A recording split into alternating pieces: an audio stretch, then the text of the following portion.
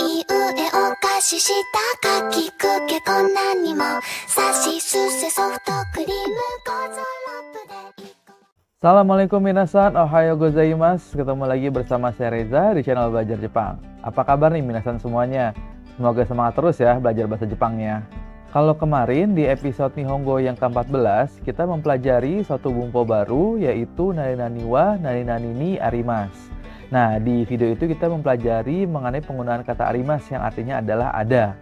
Nah, tapi dalam bahasa Jepang, kata ada itu juga mempunyai penyebutan lain selain arimasu, yaitu imasu. Nah, oleh karena itu di video kali ini kita akan membahas mengenai perbedaan antara arimasu dan imasu.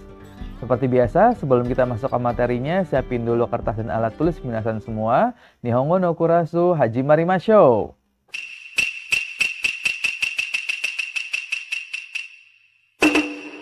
Sejauh ini penggunaan kata arimasu baru kita pelajari di dua bumpo ya, yaitu di Nihongo ke-14 dan ke-15.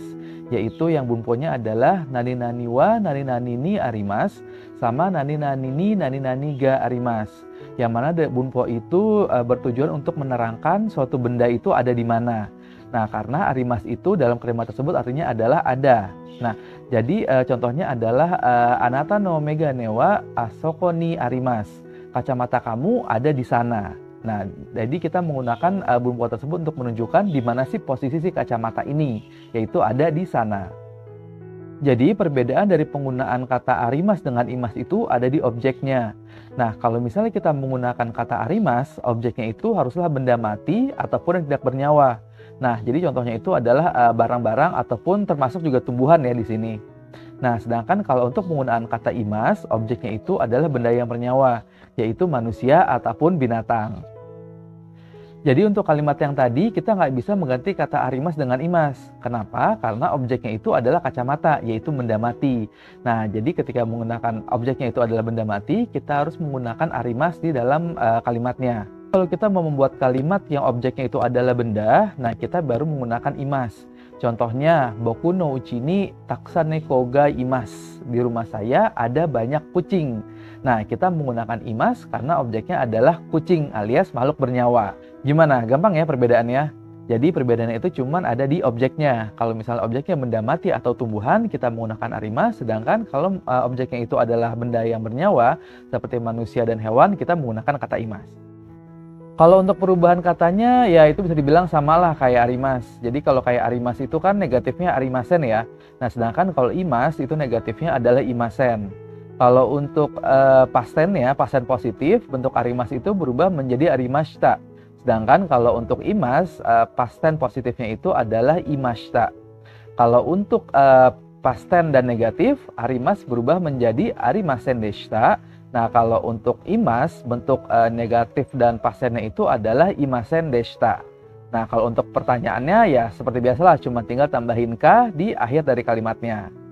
Untuk kita bisa lebih memahami lagi bagaimana perbedaan antara penggunaan arimasu dengan imasu, yuk kita perhatiin contoh-contoh kalimat yang berikut ini. Contoh nomor 1, Rena no okasan wa doko ni imasu ka? Daidokoro ni imasu. Ibunya Reina ada di mana? Ada di dapur. Di sini kita menggunakan bumpo nani wa nani ni arimasu.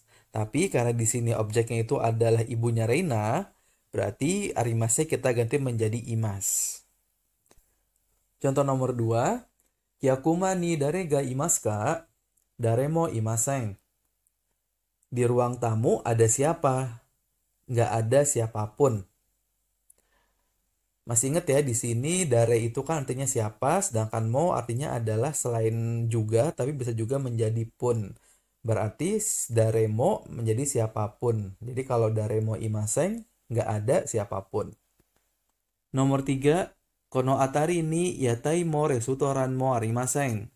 Artinya, di sekitar sini nggak ada kedai makanan maupun restoran. Nomor 4, yubinkyoku wa sonotori ni arimashita. Artinya, kantor pos tadinya ada di jalan itu. Di sini kita pakai arimashita karena objeknya itu adalah kantor pos ya. Jadi kan itu benda mati, jadi kita harus pakai arimasu. Nah, ini adalah bentuk pastennya, jadi arimashita. Nomor 5, Uma to ushi wa niwa ni imashita. Tadinya, kuda dan sapi ada di pekarangan. Objeknya adalah uma to ushi, kuda dan sapi. Makhluk hidup berarti kita menggunakan imas. Nomor 6, asoko ni nani ga arimasu ka? Honya to kutsuya ga arimasu. Artinya, di sana ada apa? Di sana ada toko buku dan toko sepatu. Contoh nomor 7, jimushishou ni otosan ga imasen deshita. Artinya, di ruang kerja tadinya nggak ada ayah. Kita di sini menggunakan imasen deshita, berarti negatif dan past tense ya. Tadinya tidak ada, berarti sekarang ada ayahnya. Contoh nomor 8, kono gakko ni tosokan ga arimasen. Artinya, di sekolah ini nggak ada perpustakaan. Gimana? Udah makin paham ya apa perbedaannya antara penggunaan arimas dengan imas? Ya emang sih kedua kata ini tuh perbedaan juga kecil banget gitu, cuma simpel ada di objeknya.